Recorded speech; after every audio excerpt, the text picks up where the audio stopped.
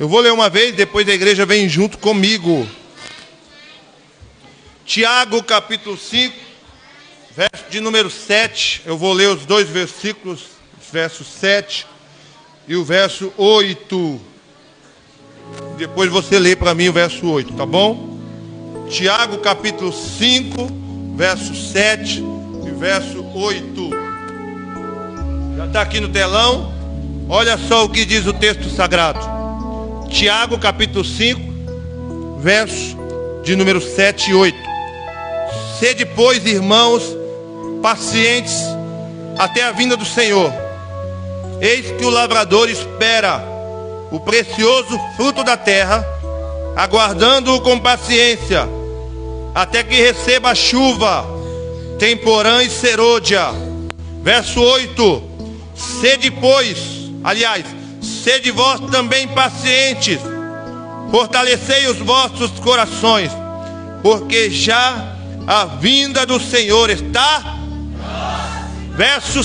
Verso 8, vamos lá toda a igreja, 1, 2, 3. Sede vós também pacientes, fortalecei os vossos corações, porque a vinda do Senhor está próxima. Nota 0 para vocês.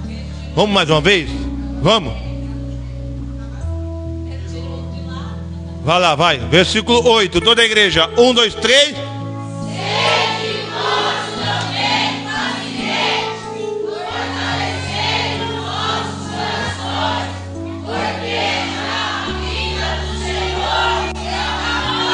Ô glória, pode se assentar. Se assente, isso, bate palma, bate palma. Não economiza.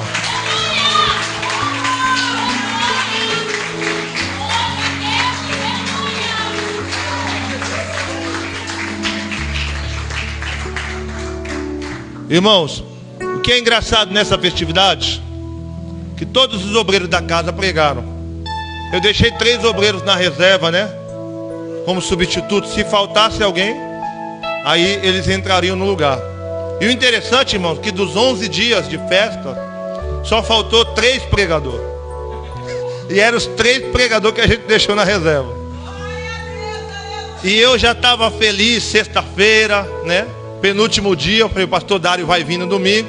Aí depois do culto ele me mandou uma mensagem. Falei, pastor, primeiramente te peço perdão. 1000 perdões, pastor. Eu tive um imprevisto aqui, eu não vou conseguir ir para São Paulo, porque ele dependia de vir para São Paulo para poder atender a nossa agenda aqui. Amém? Mas Deus sabe de todas as coisas, irmãos. E nós vamos meditar um pouquinho na palavra de Deus. A mensagem é muito simples, tá? Eu quero que você abra o seu coração. E eu creio que Deus vai falar conosco. Agora presta atenção aqui, irmãos. Este Tiago, do qual nós aprendemos durante todo este mês de maio, nós já aprendemos aqui que ele é irmão do Senhor, irmão do nosso Cristo, né? Segundo a tradição, também conhecido como justo, por causa de sua integridade, por causa de sua piedade, por causa da sua maneira como servia a Deus no meio da sociedade. Uma sociedade corrompida, uma sociedade falida, uma sociedade gananciosa, e Tiago conseguia fazer a diferença. Agora perceba, irmãos, que Tiago, segundo se diz a tradição, Tiago não acreditava no ministério de Jesus. Foi só então depois da ressurreição de Jesus que Tiago passou a acreditar. Quando Jesus aparece para Tiago, e assim Tiago passa a crer no Senhor. Tiago passa a acreditar no Senhor. E nós vemos, irmãos, que o livro de Tiago, ele traz tantas doutrinas para nós. Ele deixa tantos ensinos para as nossas vidas. Desde o capítulo 1 até o capítulo de número 5. Tiago vem falando de vários assuntos. Ele vem colocando na mesa, esticando vários assuntos para que os irmãos daquela época pudessem aprender com a palavra de Deus. Tiago era um tipo de homem que não se vendia com facilidade, por causa de palavras, por causa do sistema.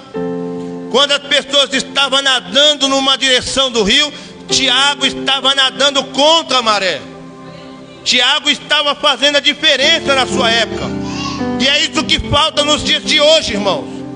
Pessoas que façam a diferença onde chegue. Pessoas que façam a diferença no trabalho, na escola. Porque, irmãos, eu vou falar uma coisa para vocês. Não adianta aqui dentro a gente ser uma coisa e lá fora a gente ser outra. Não adianta a gente colocar uma roupa aqui e lá fora colocar outro tipo de roupa. Não adianta a gente colocar um tipo de vestimenta aqui e lá fora, quando as pessoas olham para nós, as pessoas não veem o brilho de Cristo e muito menos tentam imaginar que tipo de religião nós somos. Porque, irmãos, querendo ou não, um cristão, ele é determinado também pela sua roupa. A maneira como se veste, a maneira como se comporta, como fala, como procede, como age, como levanta as mãos, a sua maneira de falar com as pessoas. E Tiago fazia diferença na sua época. Tiago é um exemplo, é um espelho para a minha vida e para a sua vida. Agora, irmãos, o que é interessante, quando nós chegamos no capítulo 7, capítulo 5 de Tiago, do verso 7 ao 11, o assunto de Tiago aqui gira em torno da volta de Jesus. Tiago descreve do capítulo 7, capítulo 5, versículos 7 e 8, pelo menos 2 vezes ele fala, afirma e repete sobre a volta de Jesus. E este assunto sobre a volta de Jesus, irmão, desde Gênesis até Apocalipse, este assunto aparece mais de 1.800 vezes. Mais de 1.800 vezes a Bíblia fala sobre a volta de Jesus. Em todos os seus livros, de forma direta ou indireta, a Bíblia está falando sobre a volta do nosso Cristo. Seja de maneira direta, ao pé da letra, ou seja de forma simbólica. Então Tiago, irmãos, ele repete aquilo que a Bíblia fala mais de 1.800 vezes. E o que é interessante neste contexto, é que a Bíblia, ela chega a citar em 2 Pedro, de pessoas que já não tinham mais esperança da volta de Jesus, pelo fato da demora, pelo fato do tempo que havia se passado, e o povo já estava descrendo na promessa de Deus, de que um dia Jesus iria voltar para buscar a sua igreja. É Tiago que escreve, capítulo 2 da sua epístola, versículo 3 e 4. Ele prometeu vir, não foi? Onde está ele? Os nossos pais morreram e tudo continua do mesmo jeito que era desde a criação do mundo. Perceba como tinha sido cauterizado na mente da sociedade da época, de que Jesus não voltaria mais, de que Jesus não apareceria mais nas nuvens para buscar um povo seu especial, zeloso e de boas obras. E isso, irmãos, acontece nos dias atuais, porque as pessoas já não creem mais que Jesus está voltando. Poucas pessoas aqui se preparam para a vinda do Senhor. Essa é a verdade. Você se prepara para um vestibular na faculdade, você se prepara para uma prova na escola, você se prepara para encontrar com o namorado, com o noivo, com o esposo, você se prepara financeiramente para comprar um carro novo, para adquirir uma casa própria, você se prepara para tudo isso, mas você não pode deixar de esquecer que você precisa se preparar para se encontrar com o Senhor teu Deus. Porque essa promessa da vinda do Senhor, da vinda do nosso Cristo, ela é real, ela é verdadeira. Queira advogado, queira juiz, médico, queira ateu, queira o diabo ou não, Jesus Cristo vai voltar e vai buscar uma igreja lavada, remida e santificada no sangue do Cordeiro. Quantos acreditam na promessa da vinda do Senhor Jesus? Quantos acreditam na promessa de que o Senhor Jesus vai voltar para buscar a sua igreja? essa promessa é real. Ela é verdadeira. Números capítulo 23 diz que Deus, ele não é homem para que minta, nem filho de homem para que se arrependa. A promessa de Deus, irmão, sobre a volta de Jesus pode até tardar, como estava lá os contemporâneos de Pedro, que não acreditavam mais que Jesus voltaria. Mas essa promessa, irmãos, ela é real. Na segunda, na terça, na quarta, no sábado, no domingo, você precisa se levantar todos os dias. Ainda que a minha vida não esteja bem aqui na terra, ainda que as áreas da minha vida estejam fora do meu controle, eu não posso esquecer de que Jesus a qualquer momento vai aparecer nas nuvens para me buscar, e eu preciso estar preparado para este momento. Quantos estão se preparando para a vinda do Senhor Jesus? Mas de que maneira você está se preparando? Essa é a pergunta. Porque Tiago, irmãos, ele escreve de uma maneira muito enfática, de uma maneira muito direta. Tiago, ele não faz curva. Tiago, ele não fica em cima do muro acerca do assunto. Ele fala: olha, Jesus vai voltar. Jesus vai aparecer nas nuvens. E o que é interessante, irmão, dentro desse texto, a gente precisa olhar para as máximas do texto. A gente precisa olhar para os detalhes do texto. A gente precisa olhar para este texto com muito carinho. Porque primeiro, irmãos, vamos estudar um pouco aqui. Qual que é a máxima deste texto aqui? A primeira coisa que a gente aprende aqui é sobre a palavra paciência, que nós aprendemos durante todo o mês de maio, desde o dia 5 de maio pelo pastor André até os dias de hoje. A palavra paciência nesse contexto, Tiago capítulo 5, do verso 7 ao 11, aparece 5 vezes. Quantas vezes? 5 vezes. E eu aprendi, irmãos, que quando num texto uma palavra se repete por mais de 2 vezes, ela não é um assunto isolado e um assunto a ser rejeitado. Ao contrário, isso é uma doutrina para as nossas vidas. Você pode parar para pensar em qualquer texto da Bíblia Sagrada. Apareceu a palavra mais de 2 vezes, opa, é doutrina.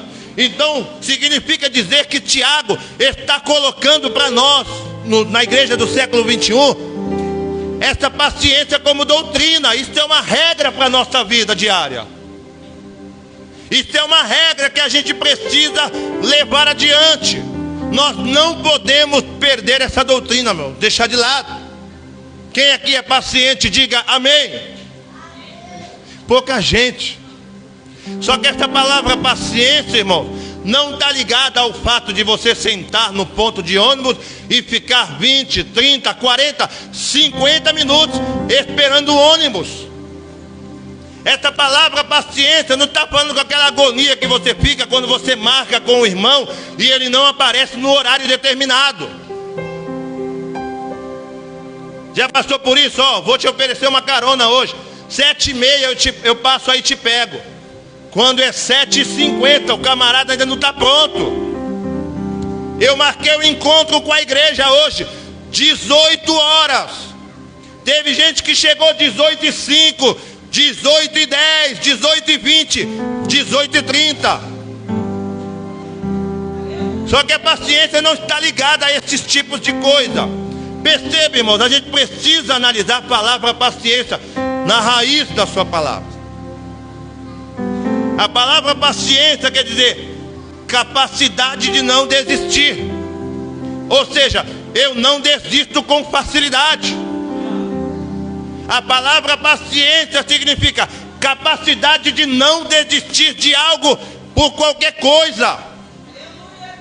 Eu quero subir essa escada 1000 degraus, 500 degraus, mas isso vai me custar uma força, vai me custar um sacrifício. Não tem problema, eu vou subir porque eu não vou desistir. Isso é paciência. A palavra paciência também, irmão, quer dizer que não perde o ânimo. Já viu alguém aí desanimado, irmão, do seu lado?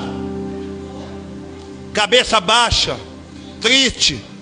Isso é falta de paciência. Porque quando nós temos paciência, irmão, no nosso coração, isso tranquiliza a nossa alma. E nós sabemos que entrar no controle de tudo e de todas as coisas. A palavra paciência quer dizer suportar algo sem reclamar. E aqui é difícil, não é? Já esteve no ônibus lá, lotado. Aí o camarada vai passar, esbarra em você, só falta te levar junto. Já esteve num lugar e a pessoa pisa no seu pé, bem no mindinho, e ele está inflamado, está com a unha encravada. A paciência é isso, é suportar algo sem reclamar. Eu vou fazer uma pergunta, eu quero que vocês respondam para você mesmo. Mediante a luta que vocês estão passando hoje, quantas vezes você abriu a boca para reclamar contra Deus? Quantas vezes você abriu a sua boca para começar a reclamar, amaldiçoar o seu dia, a sua casa, a sua família, seu carro? Quantas vezes?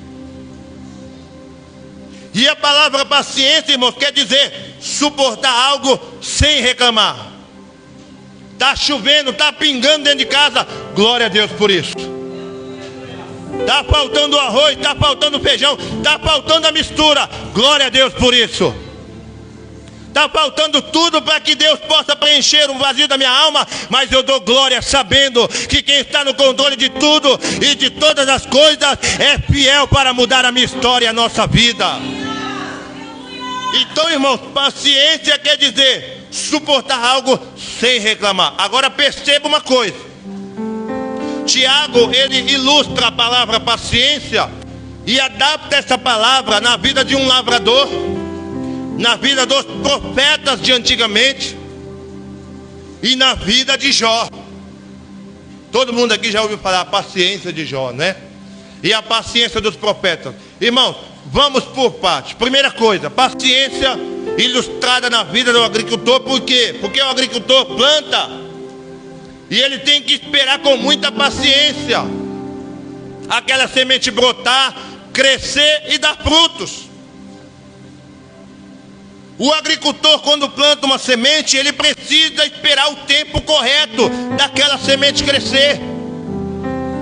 Isso, irmãos, aplicado à nossa vida, a gente precisa aprender de uma vez por todas. Tem semente que nasce em dias, em horas. Tem semente que brota em anos. Vai depender muito da semente que você está plantando para que venha Deus dar o crescimento para mim, para a sua vida. A paciência na vida dos profetas, por quê? Porque sofreu, irmão, tudo que sofreu. Tudo que você imaginar que o profeta sofreu, eles sofreram. E às vezes a gente reclama, fulano está falando mal de mim, fulano está fazendo isso, fulano está apontando o dedo, fulano está jogando pedra, fulano rejeitou a mensagem que eu preguei na festividade, fulano rejeitou o meu louvor. Mas saiba que antes de você, outras pessoas passaram coisas piores do que você está passando hoje, ou já passou. E a gente precisa aprender com paciência, que assim como eles sofreram e ganharam, nós também vamos ganhar, se colocar de pé, e o nome do Senhor vai ser glorificado nas nossas vidas. E paciência na vida de Jó. Por quê, pastor? Porque perdeu tudo, irmãos. Jó perdeu tudo que você imaginar. Perdeu os filhos, 10. Jó perdeu os bens materiais, perdeu a saúde, perdeu o apoio da esposa e perdeu o apoio dos amigos. Jó, irmãos, estava acabado. Só que mesmo assim, ele permaneceu com paciência. E vistes, versículo 11, e vistes qual foi o final que Deus deu para Jó, por causa de sua paciência. Deus está dizendo para mim, está dizendo para você nessa noite: receba a paciência no seu coração, na sua alma, no seu interior, para que você possa vencer essa luta, essa dificuldade, e Deus te manifestará na sua vida, na sua casa e no meio da sua família. Mas é necessário ter? É necessário ter? Paciência. Agora perceba, irmãos, uma coisa interessante. As máximas do texto, eu acho isso lindo. Quando Tiago fala da volta de Jesus, Tiago está falando também do trabalho. Porque, irmãos, para pensar numa coisa: a gente vai ficar esperando a volta de Jesus de braços cruzados, deitado na cama e assistindo um filme da Netflix? Ou uma série? Não, o Evangelho nos impulsiona ao trabalho. E eu não estou falando de repente do trabalho de você sair pelas ruas, evangelizando e ganhando alma. Não, irmãos, não é só isso. O reino de Deus não se define só nisso, não. O trabalho que eu falo é talvez da nossa própria vida, da nossa comunhão com Deus. Nós estamos num mês de festividade e eu falei lá no começo: apresente um jejum, apresente um sacrifício, consagre a sua vida. Porque, irmãos, não adianta você almoçar na sua casa, encher a sua barriga de Coca-Cola e vir para o culto achando que Deus vai operar milagre na sua vida. Não apresenta um dia de jejum, não apresenta um dia de sacrifício, e Deus não tem obrigação de operar na minha e na sua vida. É necessário você sacrificar a sua carne. Isso é trabalho, isso é movimento. Isso, irmãos, em todas as áreas da nossa vida. Não está limitado só à nossa consagração.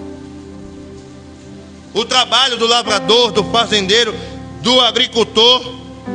Agora, olha só, irmãos, que Jesus fala para quem está trabalhando: feliz aquele servo que estiver trabalhando quando o Senhor voltar. Irmãos, imagine só a decepção de minha e sua quando Jesus voltar, a gente se encontrar cometendo algum erro, algum pecado. Imagine só a decepção para mim e para você quando Jesus aparece nas nuvens, que Ele chega perto para nos arrebatar com glória, aí a gente está em falha com Ele. Por isso que todos os dias é um confronto, irmão, é uma renúncia. Se você não morrer para a sua própria carne e deixar Cristo manifestar sua glória na sua vida, você não vai conseguir ver o Senhor com seus próprios olhos, assim como Ele é. É necessário, é obrigatório, é uma regra para a nossa vida: consagração, abstinência do pecado, santidade. Nós temos que se abster dessas coisas para que Deus possa manifestar os céus na nossa vida. Agora olha só, irmãos, que interessante. Provérbios capítulo 20, verso 13. Se você gastar o seu tempo dormindo, acabará pobre. Esse pobre aqui, irmãos, a gente pode abrir um leque de revelação. Essa pobreza aqui pode ser fraqueza espiritual, pode ser desânimo para com a caminhada com Cristo. Essa pobreza aqui pode estar ligado à nossa vida com Deus, distância. Olha só, Provérbios capítulo 20, verso 13. Se você gastar o seu tempo dormindo, acabará pobre, acabará sem recursos, sem forças, sem ânimos, desanimados. A parte B, Salomão escreve assim, ó: trabalhe e terá comida com fartura. Você já viu alguém, irmãos, que trabalha, passa fome? Você já viu alguém que dá o duro para se esforçar, para trabalhar e morrer de fome? Não, você não vai ver. Agora vamos transmitir isso para o mundo espiritual. Quando você trabalha por si mesmo, jejuando, orando, consagrando, lendo a Bíblia, você se torna uma pessoa com fartura. Vem luta, vem dificuldade, mas você permanece com os seus pés firmes na rocha, sabendo que Deus está no controle de tudo. Ponto final. Então, irmãos, o Evangelho nos impulsiona a isso, ao trabalho. Eu li uma frase, irmão, dessa semana que eu fiquei maravilhado. E eu até pensei por alguns momentos que Deus estava confirmando essa mensagem. Só que a gente é incrédulo.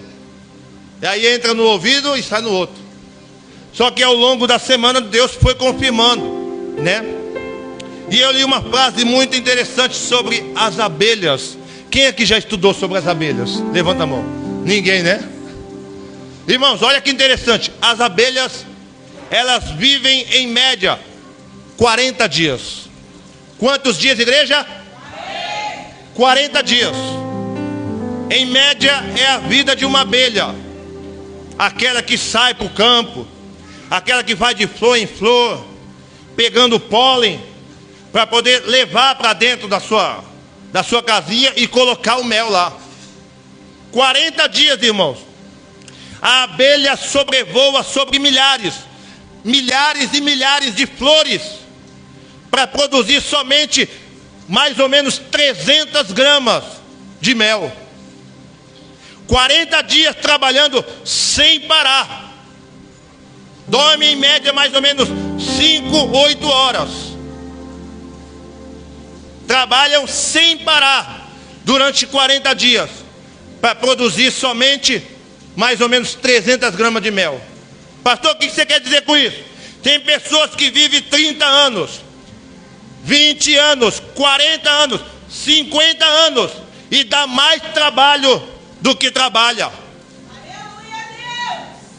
Tem pessoas, irmãos, que vivem o suficiente para poder produzir, abençoar outras pessoas, colocar outras pessoas de pé, e ao contrário disso, ela só dá trabalho.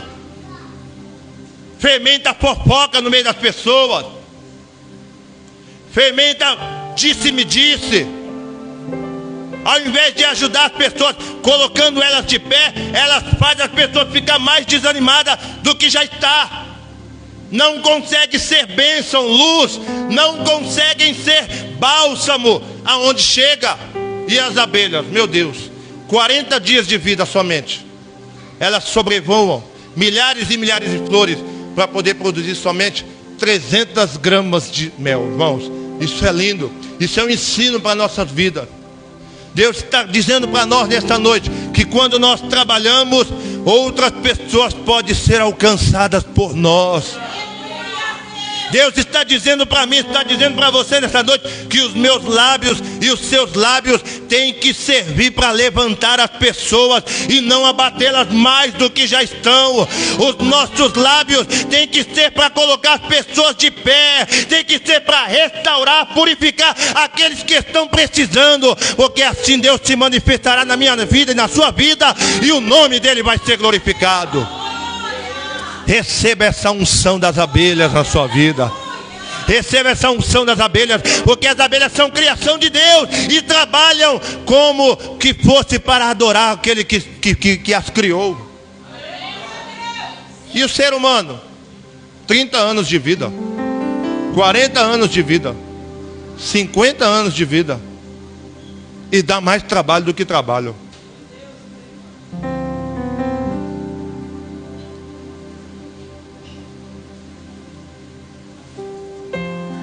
Terceira e última coisa, irmãos, na máxima do texto.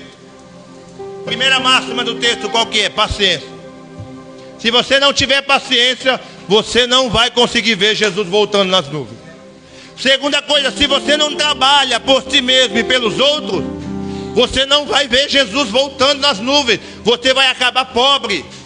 E eu estou dizendo isso no sentido espiritual, porque você pode trabalhar a sua vida inteira e ter todos os bens que esta vida pode oferecer, mas mesmo assim você ainda pode ser um pobre, cego, miserável e nu, como diz a palavra de Deus.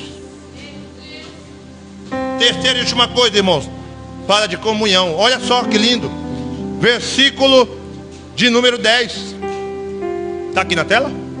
Tá. Que coisa linda. Leia para mim aqui, igreja. Vamos lá? 1, 2, 3, a igreja, versículo 10.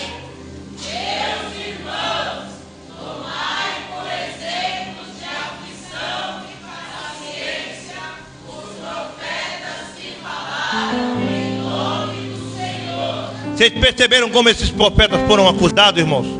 Por pessoas da sua própria família. Versículo 9, leia para mim. Versículo 9, vamos lá, 1, 2, 3. Irmãos, não sejais para que não sejais condenados. Eis que o juiz está à porta. Irmãos, você acha que lá no céu vai ter uma recâmara só para mim e uma outra recâmara só para o Bruno? Ou uma só para mim e uma só para o Dal?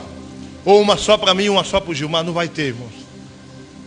Se você quiser ver os céus pelo lado de dentro, você tem que ter comunhão com quem está do seu lado. Não adianta, irmão. Os céus é uma realidade. Jesus disse: eu vou preparar lugar para vocês. João capítulo 14. E eu volto em breve para buscar vocês. E aí Jesus diz assim na parte B: e lá vocês ficarão separados. Os queridinhos vão ficar no quarto A e os feinhos vão ficar no quarto B. É assim que ele diz, irmãos? Não, nós vamos ficar no mesmo lugar. Então, irmãos, a máxima do texto sobre a volta de Jesus, a gente precisa pegar isso para a nossa vida, é comunhão. Às vezes a pessoa não tem o que comer em casa e você reclamando porque hoje não conseguiu ir no McDonald's. Não é muito ingrato isso? Às vezes a pessoa não tem nem o que vestir em casa e você reclamando que vai colocar a mesma roupa novamente. A pessoa não tem um sapato, o sapato dele está furado. O sapato dele está com um furo embaixo de tanto que ele anda. Quando é chuva assim, ele já vai clamando: Senhor, não deixa molhar minha meia. Aí o camarada está molhando a meia dele com o sapato furado e você reclamando que usa os mesmos sapatos sempre. Então, irmão, o evangelho é comunhão, é sofrer junto, é estar participando junto. Não tem cor diante da cruz, não tem poder financeiro diante da cruz. Diante da cruz não tem cooperador, não tem criança, não tem pastor, não tem missionária diante da cruz. Diante da cruz, todos nós estamos nivelados. Diante da cruz todos nós somos falhos, miseráveis e pecadores. Mas diante da cruz todos nós somos dependentes de um único e exclusivo Deus. Então Deus, irmãos, nesta noite está dizendo para nós as máximas do texto, dentro desse texto aqui de Tiago. A primeira coisa é a paciência. Segunda coisa é trabalho. Você precisa trabalhar, se movimentar. E terceira coisa, irmãos, tenha comunhão com quem está do seu lado. Abrace quem está do seu lado. Vá junto, volte junto, para que Deus possa ser glorificado. Porque Jesus disse: nisto conhecerão que vocês são meus discípulos. Quando, Senhor? Quando vocês forem unidos.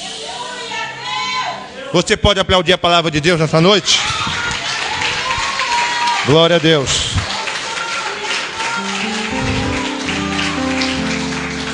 Bate palma para ele, dá glória, igreja.